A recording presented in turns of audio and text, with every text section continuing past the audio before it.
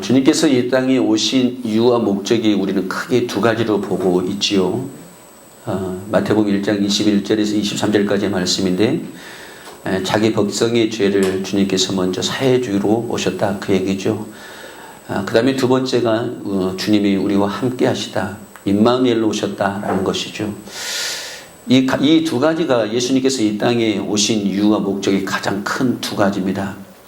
그러면 이제 그 두 가지를 우리 안에서 자기를 사랑하는 믿음의 자녀들에게 먼저 죄를 사해 주시고 임마누엘로 이제 하나가 되었다, 그 얘기죠. 하나가 되었어요. 함께 우리와 이제 함께 하는 삶이 되어졌다, 그 얘기입니다. 과연 그러면 그 함께 주님과 함께 하는 삶이 어떠한 삶인가라는 것이지요. 어떻게 해야지만이 우리는 주님과 함께 살 수 있고, 그리고 첫 번째로 먼저 모든 백성의 죄를 사해 주시기 위해서 오셨는데, 반드시 우리의 모든 죄악이 다 사해져야지만이 그 주님하고 하나 된 임마누엘의 삶을 살 수 있을 줄 믿습니다. 그럼 이제 임마누엘의 삶을 하나가 되어서 사는 자들의 삶은 어떠한 모습인가를 오늘 이야기하고 있어요. 주님께서 분명히 말씀하시기를 이제 우리는 이 땅에 소망을 두는 자들이 아니지요. 이 땅에 소망을 두는 것이 아니다, 그 얘기입니다. 형상이라고 하는 것은 어떤 것을 상상, 내 육신 속에서, 내 육체 가운데서 상상을 하고 있는 모든 것들이 형상이에요. 그래서 주님께서는 율법을 주실 때 하늘에 있는 것이나 땅에 있는 땅 안에 그 어느 것에든지 내 앞에 어떤 형상을 만들지 말라고 그렇게 얘기합니다. 그리고 또한 그 형상에 절을 하지 말라고 그러죠. 이것이 우상이다라고 얘기합니다. 그러면 하나님께서 아담을 창조할 때 누구의 형상을 만드셨나요? 누구의 형상으로 아담을 창조하셨나요?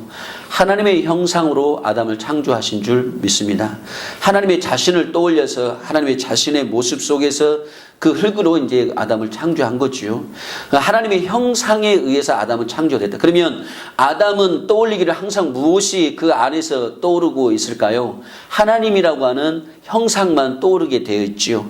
항상 하나님만을 생각하게 되어져 있다, 그 얘기죠. 아담의 모든 그 육신의 그 생명 안에서는 그 형상 자체가 하나님으로의 형상으로 만들었기 때문에 하나부터 열까지 그의 모든 삶의 형상은 다 누구만 생각하는 삶이었어요? 하나님만을 생각하는, 하나님과 함께하는 그런 삶이었다, 그 얘기죠. 그런데 그 하나님께서 먹지 말라는 선악과를 먹음으로 말미암아 그의 생명 안에는 이제 하나님의 생명이 떠나고 죄의 생명이 들어가고 마귀의 생명이 들어갈 때부터 이제 그 아담의 형상은 어떠한 형상이냐면 그 마귀가 주관하고 있는, 마귀가 역사하고 있는 그 형상으로 그 형상을 생각하게 되어지는 거죠. 마귀가 역사하는 그 역사가 무엇인가요? 육신의 정욕, 안목의 정욕, 이생의 자랑인 줄 믿습니다. 당짓고 분쟁하고 갈라디아서 5장에서 말씀하고 있는 것처럼 당짓고 분쟁하고 가르고 찢는 것이 마귀 생명 안에서 나오는 형상들이다, 그 얘기죠. 그러니까 이 세상에 있는 것을 너희는 사랑하지 말라. 그리고 이 세상에 있는 것을 너희는 쫓지 말라. 왜냐하면 이것은 하나님께서 온 것이 아니라 어디에서 왔다? 이 세상에서 왔다, 그 얘기죠. 이 세상의 주관자가 누굽니까? 마귀 아니겠습니까? 그러니까 육신의 정욕, 안목의 정욕, 이생의 자랑이라고 하는 그 모든 것들은 다 어디에서 온 거냐면 마귀에게서 왔다, 그 얘기죠. 그러니까 마귀에 사로잡혀 사는, 육신으로 사로잡혀 사는 사람들은 아담의 생명으로, 아직까지도 아담의 씨의 생명에서 사는 모든 사람들의 그 형상은 하늘에 있는 것이나 땅에 있는, 땅 안에 있는 모든 형상은 다 그 육신 안에서 나오고 있다, 그 얘기죠. 그러니까 잘 먹고 잘 살고 누리고 출세하고 돈 벌고 하여튼 이 땅에서 누리고자 하는 그 모든 것이 그들의 형상에 의해서 다 사로잡혀 있다, 그 얘기죠. 그러니까 그들의 모든 목표도 다 뭐냐면 이 땅에 있는 것이, 이 땅에 있는 것. 잘 먹고 잘 살고 돈 벌고 출세하고 명예를 얻고 권력을 얻고 보다 큰 집을 얻기를 원하고 육신의 평안의 삶을 살기를 원하고 좋은 육신으로 말미암은 좋은 것을 누리기를 원하는 그 육신의 정욕, 안목, 이생의 자랑들이 전부 다 이 세상에서 왔기 때문에 많은 이들은 그것을 형상으로 살고 있다, 그 얘기죠. 다시 말씀드리면 그것을 우상으로 섬기고 있다, 그 얘기지요. 주님이 말씀하시기를 너희가 아비나 어미나 자식이나 본토 본토가 아비 친척을 떠나라고 말씀하시고 그 어떤 것보다도 더 사랑을 하면 나보다도 더 사랑하는 것이 있다라고 하면 그것은 내게 합당치 않다라고 그렇게 말씀합니다. 그 모든 것이 다 무엇이죠? 우상이기 때문에 그렇습니다. 그 육신 안에서 떠올리는 그 모든 것들이 다 우상이기 때문에 그렇다 그 얘기지요. 자, 그러면 예수님께서 이 땅에 오셔서 우리에게 우리의 모든 죄, 그 육신의 우상을 형상을 내 안에 섬겼던 그 모든 죄를 다 사하고 우리 주님이 우리 안에 야고보서 1장 15절 말씀처럼 진리로 저와 여러분들을 고린도전서 4장 15절 말씀처럼 복음으로 저와 여러분들을 낳은 줄 믿습니다. 하나님의 생명을 주어서 하나님의 생명으로 저와 여러분들을 다시금 낳아 주셨다 그 얘기지요. 그렇기 때문에 예수 그리스도는 하나님의 형상을 입고 오셔서 그 예수 그리스도의 형상이 저와 여러분 안에 있는 줄 믿습니다. 그러니까 우리 안에는 누구의 이제 형상만이 떠오르는가요? 이 세상의 육신의 종류가 안 먹이는 이생의 자랑이라고 하는 이 세상의 형상을 떠오르는 것이 아니라 내 안에 오직 예수 그리스도라고 하는 형상만이 떠오르는 줄 믿습니다. 바로 믿는 자들의 삶이 여기에 있다 그 얘기지요. 그런데 마귀는 지금도 많은 이들을 현혹을 시켜서 육신으로 잘 먹고 잘 살고 부하는 것이 하나님의 축복인 것처럼 다 속여놓고 있다 그 얘기지요. 그래서 또 많은 사람들은 그것이 하나님의 축복인 양 그것을 다 쫓아가고 있다 그 얘기지요. 그러면 육신으로 사는 우리는 그러면 잘 먹고 잘 살면 안 된다는 이야기인가? 그렇지가 않습니다. 하나님께서 주시는 복이 있지요. 주님께서 뭐라고 말씀하십니까? 이 하나님의 나라와 그 의를 구하면 너희가 구하지 아니하는 그 모든 것을 우리에게 더하시겠다라고 말씀하세요. 다시 말씀드리면 믿음의 자녀들이 이 땅에서 사는 동안에 하나님께서 결코 우리가 굶주리지 아니하도록 결코 우리가 낙심하고 좌절하지 아니하도록 하나님께서는 반드시 채우신다라는 것이지요. 12제자를 주님께서 복음을 전하는 자들로 12제자를 택하셨어요. 복음을 전하는 자들로 12제자를 택하시고 70인을 불러서 2명씩 짝을 지어서 그들에게 복음을 전하는 자로 세우십니다. 복음을 전하는 자로 세우셨을 때 너희는 두벌 옷도 가져가지 말고 신발도 가져가지 말고 전대도 차지 말고 그 어느 것도 가지지 말고 그저 복음만을 전하기 위해서 보냈어요. 그런데 놀라운 사실이 있었습니다. 복음을 전하는 자들에게 있어서 하나님께서 반드시 그들의 집에서 뭐 하도록 하셨냐면 유하도록 하셨고 먹도록 하셨어요. 그들이 섬기도록 하셨어요. 복음을 믿는 자들은 반드시 복음을 전하는 자들을 뭐 하게 되어 있냐면 섬기게 되어 있습니다. 예수님께서 이 땅에 오셔서 우리에게 보여주신 마지막 부탁이 무엇이었냐면 섬김의 본이었어요. 예수님의 제자들의 발을 실제로 씻기면서 섬김이 무엇인지를 실제로 보여주셔요. 다시 말씀드리면 믿음 안에 사는 이제 저와 여러분들의 삶은 무슨 삶이냐면 복음 전하는 자들과 함께 섬김의 삶이다라는 것이지요. 그 섬김의 삶 속에서 결코 그 복음 전하는 자들은 굶는 일이 있을 수가 없다 그 얘기죠. 육신 안에서 풍성한 믿음의 삶을 살도록 그분이 인도해 주신다라는 것입니다. 그들이 두벌옷도 갖지 아니하고 전대도 차지 아니하였는데 마지막 복음을 전하고 주님에게 와서 대답하기를 너희들에게 부족한 것이 있더냐라고 말씀하니까 부족한 것이 전혀 없었다라고 이야기합니다. 왜 이들에게는 부족한 것이 전혀 없었을까요?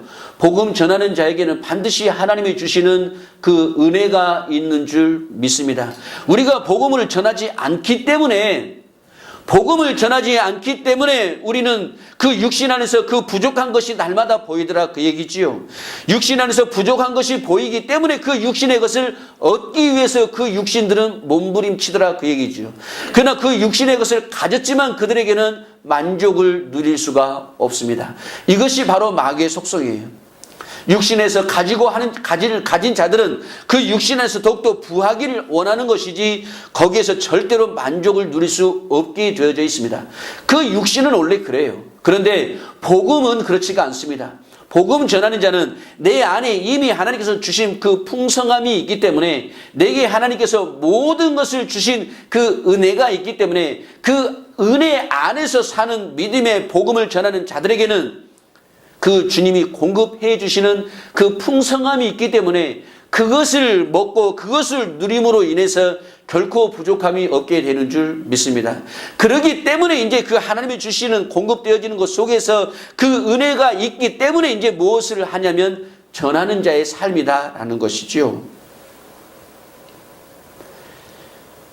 육신으로 부하려고 하는 이들은 아직도 그 육신 안에서 그 육신의 것을 원하지만 복음을 믿는 자들은 그 복음 안에서 하나님이 주신 그 풍성함이 무엇인지 그 비밀을 알게 될 줄 믿습니다. 천국의 비밀 중에 마태복음 13장 44절이 보화가 감춰져 있는 그 밭을 발견하고 자신의 모든 소유를 다 팔아서 그 보화가 감춰져 있는 밭을 샀습니다. 그 보화는 곧 예수 그리스도인 줄 믿습니다.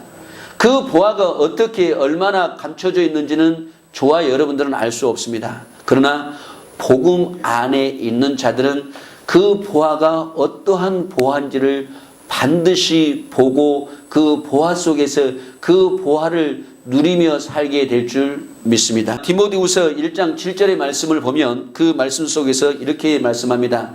하나님이 우리에게 주신 것은 두려워하는 마음이 아니다라고 말씀하세요. 많은 이들이 하나님을 두려운 하나님으로 지금도 믿고 있습니다. 구약의 하나님이 그들이 행한 대로 갚으셨기 때문에 그 행한 대로 갚은 그 하나님 때문에 지금도 하나님께서 두려운 하나님으로 보고 있어요. 그런데 여러분, 그들이 하나님을 두려워했던 것은 왜 하나님을 두려워했냐면 그들 안에 있는 죄가 그 하나님을 두렵도록 했던 것이지요. 쉽게 말씀드리면 이런 얘기입니다. 교통법규를 내가 위반을 했어요. 바로 앞이 사거리인데 노란불에 딱 바뀌는 거예요. 근데 저는 이미 속력을 냈죠. 근데 속력을 딱 냈는데 이 노란불이 과연 위법인지 아닌지 교통법규를 어긴 건지 안 어긴 건지, 그런데 분명한 사실은 노란불이 들어왔을 때는 딱 서야 되거든요. 그런데 이미 저는 그 속도가 이미 붙어져 있기 때문에 쓸 수가 없어요. 그래서 그냥 직진을 합니다. 근데 저 앞에 경찰이 딱 서 있어요. 그러면은 어떤 마음이 드냐면 저 경찰이 과연 잡을 것인가 안 잡을 것인가에 대한 두려움이 있겠지요. 그런데 파란불이었어요. 노란불이 아니라 파란불인데 그냥 그 속도로 그냥 지나갑니다. 경찰관 교통순경이 10명이 서 있다 한다 할지라도 절대로 두려워할 일이 없지요. 왜냐하면 나는 교통법규를 어긴 적이 없으니까요. 정상적으로 진행을 했으니까요. 그런데 노란불일 때, 빨간불일 때 내가 그 길을 지나가면 교통순경이 단 한 명만 서 있더라도 저 사람이 나 잡으면 어떡하지? 라고 불안에 떨게 되겠지요. 구약에서 하나님을 두려워했던 것은 그들 안에 있는 아담의 씨로 태어날 때부터 죄가 있는 그 죄가 그 하나님을 두려워했던 것이죠. 그 죄가 그 하나님의 말씀에 두려워했던 것이죠.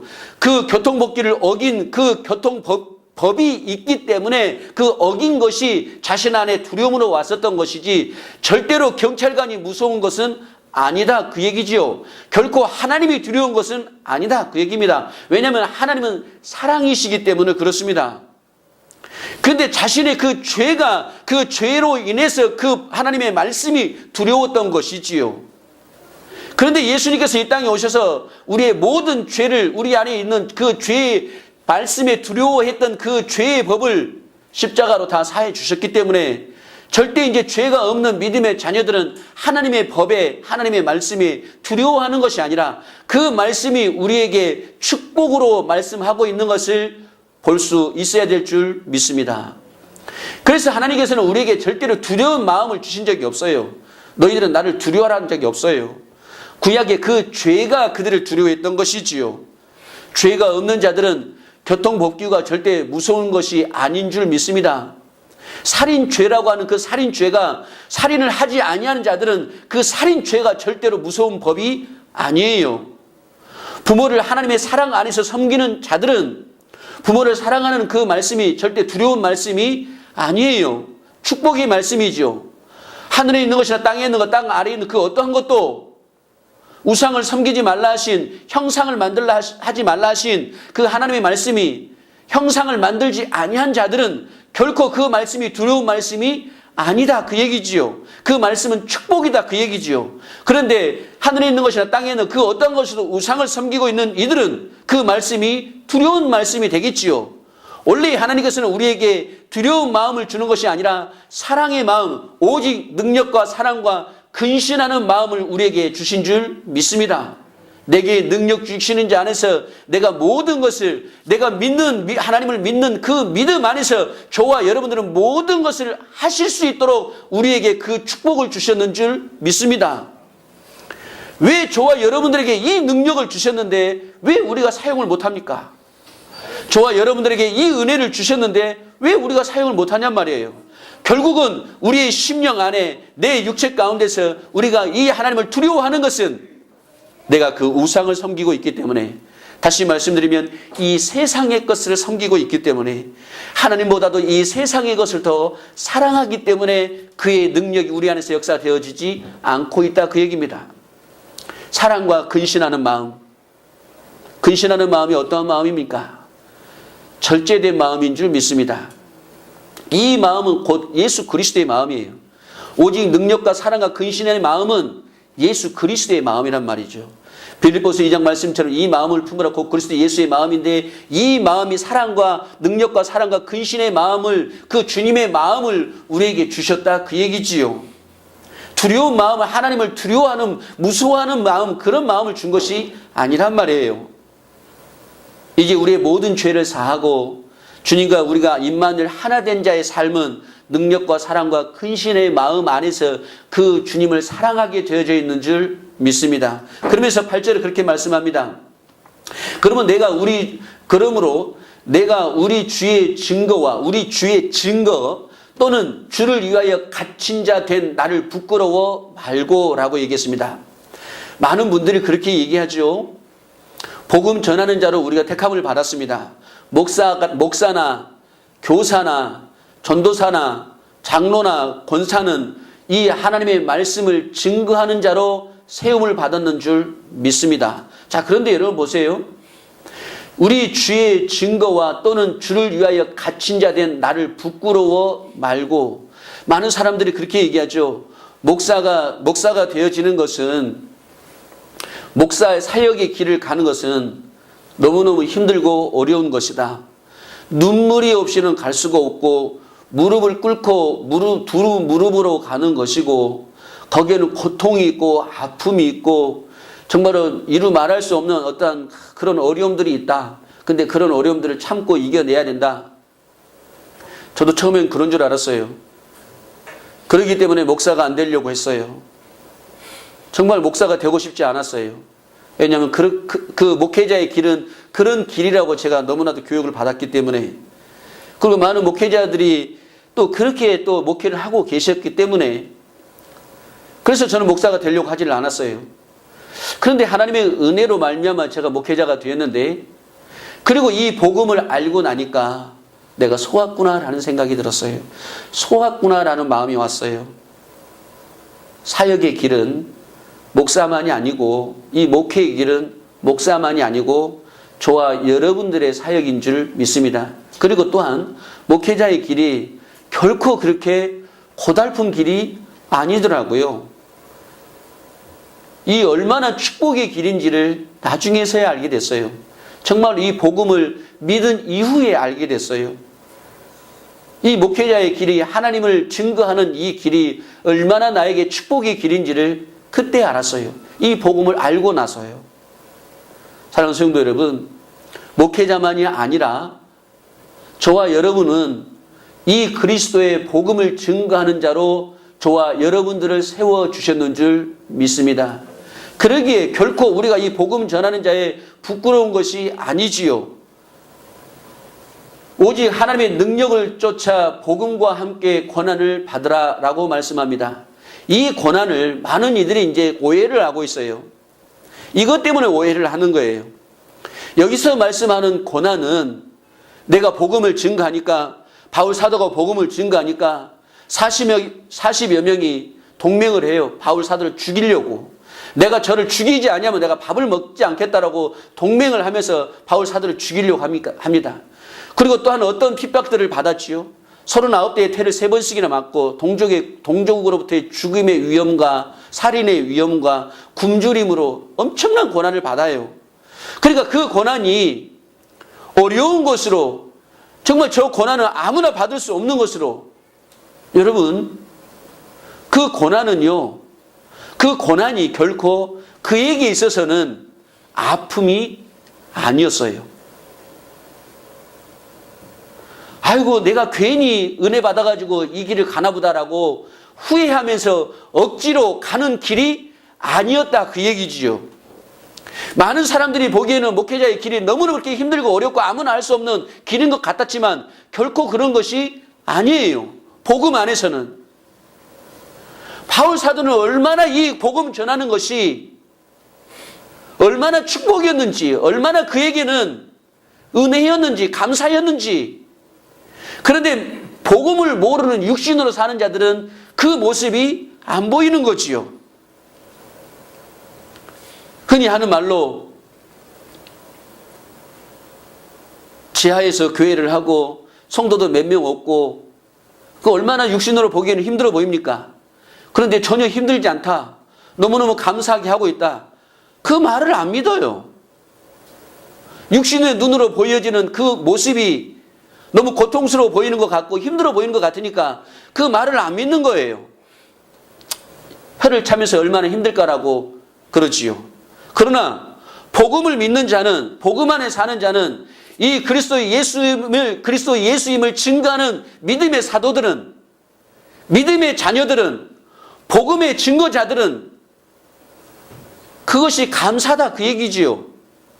오히려 은혜다, 그 얘기지요.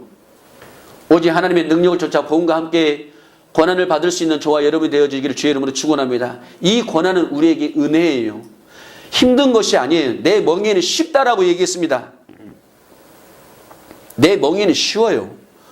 주님이 주시는 이 사역의 길이 결코 힘든 것이 아니에요. 육신 안에서 보니까, 율법 안에서 보니까, 죄악 안에서 보니까 힘들어 보이는 것이지요. 복음 안에서는요, 생명 안에서는요, 하나님 아가페 사랑 안에서는요, 이 고난이 우리에게 축복이에요. 9절입니다. 하나님이 우리를 구원하사 거룩하신 부르심으로 부르심을 우리의 행위대로 행하심이 아니다라고 말씀하세요.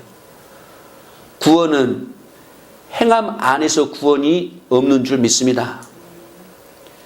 우리의 어떤 행위로도 우리는 구원받지를 못했어요. 우리의 행위로 된 것이 아니고 오직 그분의 뜻 안에서, 주님의 뜻 안에서, 창세 전부터 우리를 사랑하신 그분의 뜻 안에서 오직 우리의 믿음으로만 구원을 받은 줄 믿습니다. 이것이 하나님의 은혜예요.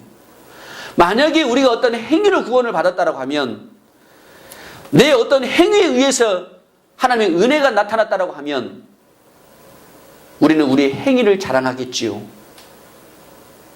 복음 전하는 자들의 그 행위가 하나님 앞에, 그래요, 내가 복음을 믿음으로 말미암아 이제 내가 이 복음 안에서 내가 이 행위를 드러내므로 그 자랑할 것이 있었다라고 하면 주님은 그곳에서 일하시지 않습니다. 오직 복음 전하는 자들에게 그 증거는 예수 그리스도의 흔적인 줄 믿습니다. 그것이 우리에게 자랑거리예요. 우리 행위가 자랑거리가 아니고, 우리 행위를 드러내는 것이 아니고 오직 예수 그리스도의 흔적을 가졌노라. 우리의 자랑은 내 안에 계신 예수 그리스도인 줄 믿습니다. 우리 행위가 아니에요. 10절을 보겠습니다. 이제는 우리 구주 예수 그리스도의 나타나심으로 말미암아 나타났나니 저는 사망을 패하시고 복음으로서 생명과 썩지 아니할 것을 드러내신지라 라고 말씀하십니다. 사랑하는 성도 여러분, 예수 그리스도가 나타나신 것은 사망을 패하신 줄 믿습니다. 이 사망이 뭐지요? 죄의 삭슨 사망인 줄 믿습니다. 아담의 씨로 태어난 그 누구를 막론하고 이 사망에서 벗어날 자는 단 한 사람도 없어요. 더군다나 율법은 이스라엘 민족에게 주었지 이스라엘 민족 외에 다른 이들에게 율법을 주신 적이 없어요. 율법 안에 있었으면 죄인들이었다고 했지만 죄인들이라고 한다 할지라도 율법 안에 있었으면 그 율법을 지킴으로 말미암아 그들은 그 사망에서 옮길 수가 있었어요. 죄인의 몸이었지만 그 율법을 받은 자들은 그 율법을 지키기만 하면 마음이 아니더라도 그 율법을 지키기만 하면 그들의 사망을 패해 주셨어요. 그런데 그 율법도 받지 못한 그 외 이방인들은 어떻습니까? 그들은 오직 사망이에요. 율법을 받은 적이 없기 때문에. 그런데 저와 여러분들에게는 율법을 받은 적도 없었던 저와 여러분들에게는 이 복음이라고 하는 이 축복을 주셔서 이 복음으로 말미암아 생명과 썩지 아니할 것을 죽지 아니할 것을 저와 여러분들에게 주신 줄 믿습니다. 이 얼마나 감사한 일입니까? 우리는 율법을 받은 적도 없어요. 다 이방인들이었어요. 하나님의 외인들이었어요. 외인들.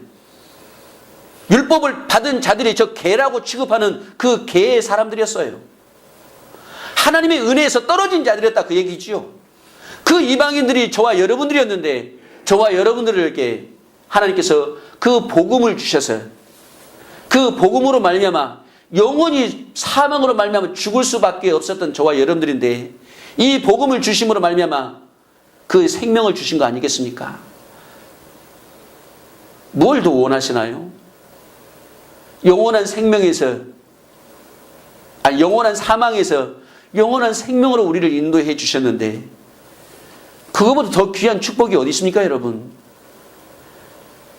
영원한 사망에서 영원한 생명으로 받은 그 은혜가 우리 안에 있을 것인데 그 생명보다 그 생명의 은혜에 감사하지 못하고 아직도 부족한 것이 있어서 아직도 그 육신 안에 그 생명으로 채워지는 것이 아직도 부족해서 지금도 육신의 종종 안목의 종 이생의 자랑 그 육신의 것을 지금도 그 채우기 위해서 그 육신 안에 그 생명의 풍성함이 그들 안에 없어서 아직도 부르짖고 있지요.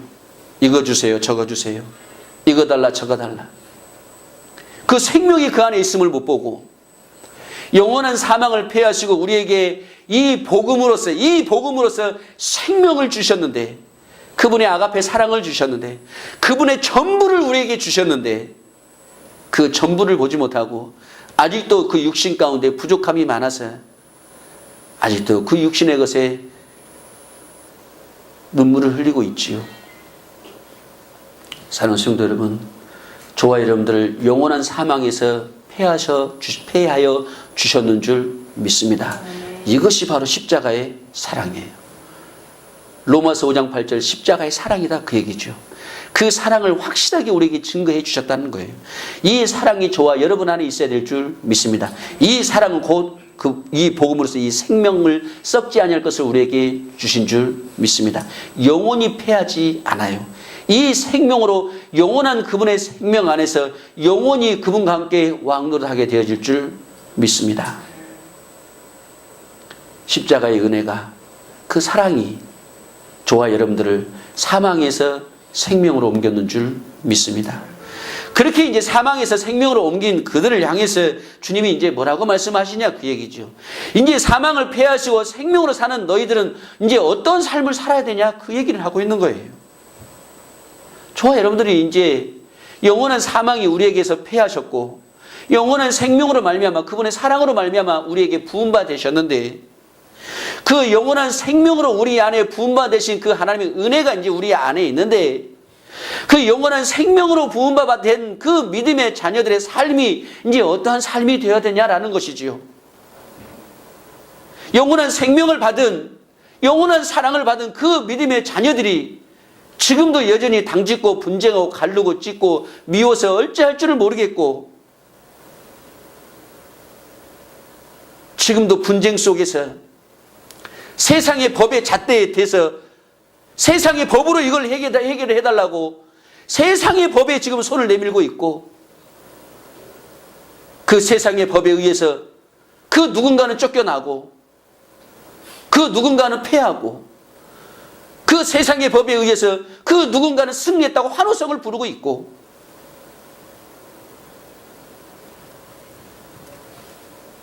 우리 안에 이 영원히 썩지 아니할 하나님의 생명을 주셨는데 그 생명으로 사는 믿음의 자녀들이 어찌 가르고 분쟁하고 죽이고 이럴 수 있단 말입니까? 저와 여러분들의 삶 속에서 영원한 사망을 폐해 주셨는 줄 믿습니다. 근심은 사망이에요. 두려움은 사망이에요. 원망은 사망이에요. 미움은 사망이에요. 이 모든 것들이 세상으로부터 왔어요. 이 모든 것들이 마귀로부터 왔단 말이에요. 하나님으로부터 쫓아온 것이 절대 아니란 말이에요. 하나님으로부터 온 것은 영원히 썩지 아니하는 영원한 생명의 그 아가페의 사랑인 줄 믿습니다. 오직 저와 여러분들은 이것을 전하는 자들의 삶이 우리의 삶이다 그 얘기죠. 11절을 보겠습니다. 11절을 보면 내가 이 복음을 위하여, 어떤 복음이죠? 나에게 이 생명을 주신 복음이에요.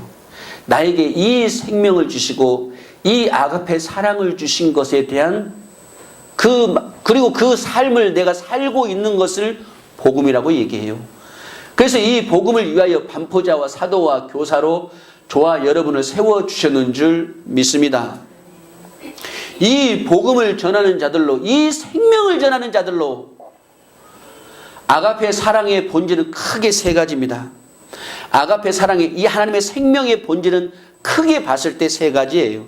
첫 번째는 주님의 마음이에요. 그분의 마음을 주셨어요. 빌립보서 2장 5절 말씀처럼 아까 소두에 말씀한 것처럼 우리에게 근신하는 마음, 사랑의 마음, 능력의 마음을 주셨는 줄 믿습니다. 아가페 사랑은, 하나님의 사랑은 이 주님의 마음을 주는 것이에요. 그래서 우리 이 복음 안에 있는 자들, 이 생명 안에 주신 이 생명을 안에 있는 이들은 그 바로 주님의 마음이 그들 안에 있어요. 어떻게 주님의 마음을 가진 이들이 당짓고 분쟁하고 가르고 찢고 할 수 있습니까? 그들 안에 주님의 마음이 있는데, 두 번째 하나님의 생명의 아가페 사랑의 본질은 생명을 살리는 거예요. 죽이는 것이 아니에요. 당짓고 분쟁하고 가르고 찢는 것이 아니에요. 살리는 거예요. 살리는 데 목적이 있어요. 내 형제가, 내 이웃이, 내 성도가 죽어가고 있어요. 그들에게 뭐 하는 거예요? 이 생명을 전함으로 인해서, 이 사랑을 전함으로 인해서, 이 사랑을 줌으로 인해서 그들이 살아나는 역사가 있단 말이에요. 12 제자에게 예수님께서 그들에게 권능을 주셨어요. 그 권능과 사랑과 그 마음, 주님의 마음을, 능력을 주셨어요. 그것을 주어서 12 제자에게 보냈어요. 그랬더니 그 복음을 믿는 자들은, 그 가정들은 살아나는 역사가 있단 말이지요. 저와 여러분들에게 이 생명을 주신 것은, 이 사랑을 주신 것은 여러분 자신이 살고 여러분의 가정이 살아나고 우리 교회가 살아나는 역사가 있어야 된단 말이지요. 우리에게 주시는 이 생명은 살리는 생명이에요. 마지막으로 세 번째는 살아나는 역사가 있어요. 아니, 주는 역사가 있어요. 하나님의 사랑은 받는 것보다 주는 것이 더 복된 줄 믿습니다. 이 주는 것이라고 하는 것은 너희는 그리스도의 향기예요. 고린도후서 2장 14절 이하로 보니까 너희는 그리스도의 향기고 냄새라고 그랬어요. 그래서 우리가 주는 것은 뭐냐면 향기를 주는 거예요. 그리스도의 냄새를 주는 거예요. 영원히 썩어질 것을 주는 것이 아니에요. 세상에 썩어질 것을 주는 것이 아니에요. 예수의 향기를 주는 거예요. 예수의 냄새를 주는 것이에요. 그것을 다른 말로 얘기하면 섬김이다라고 얘기를 해요. 우리의 섬김을 주는 거예요. 식사할 때 제가 하는 기도가 있어요. 우리는 그 성도의 음식을 먹는 것이 아니고 그분의 사랑을 먹습니다. 그분의 섬김을 먹습니다. 그분의 사랑을 먹고 섬기는 자의 섬김을 먹으니까 저와 여러분들은 그 사랑과 섬김으로 인해서 우리의 육체가 건강할 줄 믿습니다. 섬김을 우리는 주는 거예요. 사랑을 주는 거예요. 아가페 사랑의 본질은 크게 이 세 가지예요. 그분의 마음으로 행하고 생명을 살리고 줌으로 인해서 섬겨서 결국 믿음 안에서 저와 여러분들이 그 생명 안에서 그 사랑 안에서 하나가 되어서 임마누엘 하자는 거지요. 주님이 말씀해요. 임마누엘은 내가 저 안에, 저들이 내 안에 아버지가 내 안에, 내가 아버지 안에, 저들이 하나가 되어서 내 안에 있게 하옵소서. 이것이 임마누엘이란 말이지요. 이것이 하나님께서 우리에게 사망을 패하시고 우리에게 복음으로서 이 생명을 주신 이유와 목적이란 말이지요. 그러니까 이 생명, 이 복음으로서 이 생명을 받은 이 믿음의 자녀들은 사도나 교사나 목사나 권사나 장로나 누구를 할 것 없이 이 생명을 전하는 자들로 세웠단 말이지요. 이 교회가 세워진 것은 이 생명을 나누기 위한 교회단 말이지요. 이 사랑을 나누기 위한 교회란 말이에요. 그런데 어떻게 이 교회가 서로 가르고 분쟁하고 찢고 죽이는 일이 있으면 되겠습니까, 여러분? 우리 가정에서 서로 죽이고 가르고 찢는 일이 있으면 되겠습니까, 여러분? 저와 여러분들은 사망에서 패하고 생명을 주셨는데 이 생명을 전하는 그런 사도로 저와 여러분들을 교사로 세워주셨는데 저와 여러분들을 목사로 장로로 권사로 집사로 세워주셨는데 이 생명을 전하는 복음을 전하는 자들로 세워주셨는데 영원한 그 사망에서 우리를 건져주셨는데 그 핏값으로 저와 여러분들을 그 사망에서 우리를 건져주셨는데 어찌 우리가 분쟁하고 있을 수 있습니까? 어찌 우리가 찢을 수 있어요? 사랑하는 성도 여러분, 저와 여러분이 부르심을 받은 것은 이 생명을 전하는 자들로, 이 아가페아의 사랑을 전하는 자들로, 이 복음을 전하는 그런 직분의 믿음의 자녀들로 저와 여러분들을 세워주셨는 줄 믿습니다. 이제 우리의 남은 삶은 이 땅의 소망이 아니라 하늘의 소망, 그 표대를 향해서 이 복음을 전하는 자들의 삶이다, 그 얘기예요. 집사로서, 권사로서, 장로로서, 목사로서, 평신도로서 이 복음을 전하는 것 외에는 결코 우리가 전할 것이 없습니다. 갈라디 1장 8절을 보시죠. 갈라디아서 1장 8절입니다. 그러나 우리나 혹 하늘로부터 온 천사라도 우리가 너희에게 전한 복음, 이 아가페 사랑, 이 생명의 복음, 이 복음 외에 다른 것을 전하면 저주예요, 여러분. 이거 외에 다른 것 전하면 저주라니까요. 하늘에서 온 천사라고 한다 할지라도 이 복음을 전하지 아니하면 영원한 사망을 패하시고 영원한 생명을, 그 아가페 사랑을 주신 그 사랑의 복음을 전하는 거 아니면 그 사랑을, 향기를, 그 생명을, 섬김을, 이 기쁜 복음의 소식을 전하는 것이 아닌 다른 것이 전해진다고 하면 거긴 저주라는 거예요. 저야 여러분 안에 이 생명의 복음이 있어서, 이 사랑의 복음이 있어서 이것을 나타내고 이것을 보여주며 이것을 증거하는 저와 여러분의 삶이 되어지기를 주의 이름으로 축원합니다. 12절을 보십니다.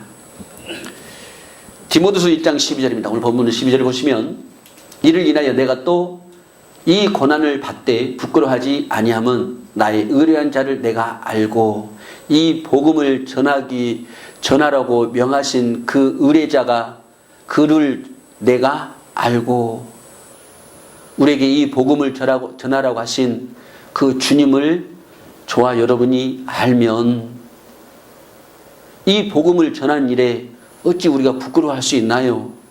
또한 나의 의탁한 것을 그날까지 저가 능히 지키실 줄을 확신함이라. 하나님의 사랑은 로마서 보니까 거꾸림을 당하여도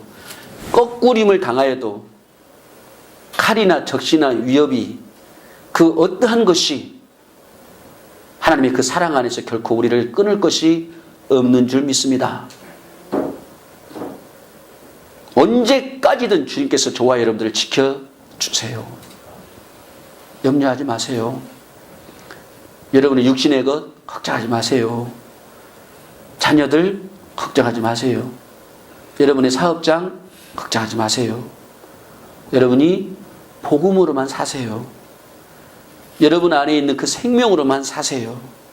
그 아가페 사랑으로만 사세요. 이 복음을 전하는 자는 반드시 하나님께서 지켜주실 줄 믿습니다. 세상에서 주는 1,000억이 좋겠습니까? 하나님이 주신 10,000원이 좋겠습니까?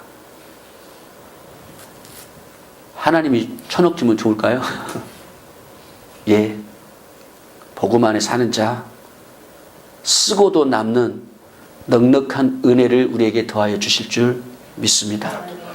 우리의 삶에 결코 부족함이 없도록 주님께 역사하여 주실 줄 믿습니다. 그런데 우리가 그 복음을 믿지 않아요. 그런데 우리가 이 복음을 믿지를 않아요. 이 사랑을 안 믿어요. 이 은혜를 안 믿어요. 그저 내 육신으로 뭔가 해보려고 해요. 내 능력으로 뭔가 내가 해보려고 해요. 그러니 주님은 상실한 마음대로 내어버려 두사. 결코 주님은 해치는 데 모으시는 하나님이 아니에요. 모으고 있는데 결코 해치는 하나님이 아니에요. 상실한 마음대로 내어버려 두는 거예요. 그러나 복음 안에 사는 자, 복음 안에 사는 자, 그날까지, 언제까지? 우리의 영원한 육신의 몸을 본 그날까지 저가 능히 지키실 줄 확신하시기를 주의 이름으로 축원합니다. 이 말씀이 여러분의 삶 속에 생명이 되어지기를 원합니다. 이 말씀이 여러분의 길이 되어지고 빛이 되어지기를 원합니다. 이 말씀을 믿는 이들에게 이 능력의 말씀이 여러분의 삶 속에서 빛으로 역사할 거라 그 얘기죠. 그러면서 13절입니다. 너는 그리스도 예수 안에 있는 믿음과 사랑으로서 내게 드는 바 바른 말을 본받아 지키고 14절입니다. 같이 하겠습니다. 14절 시작. 우리 안에 거하시는 성령으로 말미암아 내게 부탁한 아름다운 것을 지키라. 성령께서 우리에게 무엇을 부탁하셨나요? 무엇을 지키라고 성령이 말씀하시나요? 이 복음을 전하는 자라 말씀하세요. 여러분 오해하지 마십시오. 또 복음 전하라는 자고 하니까 여러분의 가정의 모든 거 다 팽개치고 그냥 또 교회에서만 살아라. 또 그냥 막 저 회의로만 나가라. 그 얘기가 아니지요. 여러분이 서 있는 곳이 여러분하고 지금 눈을 마주치고 있는 그들이 바로 이 거룩한 이 생명의 복음을 전하는 대상인 줄 믿습니다. 이 은혜를 같이 나누는 대상이 지금 여러분의 눈을 마주치고 있는 그들, 여러분과 같이 호흡하고 있는 그들이 바로 땅 끝인 줄 믿습니다. 그들에게 이 생명 전하라는 거예요. 성령은 우리 안에서 말씀하세요. 이 복음을 전하는 자로 우리를 세워주셨다고. 우리에게 영원한 사망에서 우리를 건져주셔서 영원한 생명을 주심으로 말미암아 이 그리스도를 전하는 자, 이 하나님 앞에 사랑을 나누는 자의 삶을 살도록 우리 안에서 성령은 예수하게 하시는 줄 믿습니다. 성령이 우리 안에서 하시는 일은 예수하게 하셔요. 오직 이 생명의 말씀이 저와 여러분의 삶 속에서 아름다운 믿음의 빛이 되셔서 오직 저와 여러분의 남은 생애는 오직 예수하는 생이 되어주시기를 주의 이름으로 간절히 축원합니다. 아멘.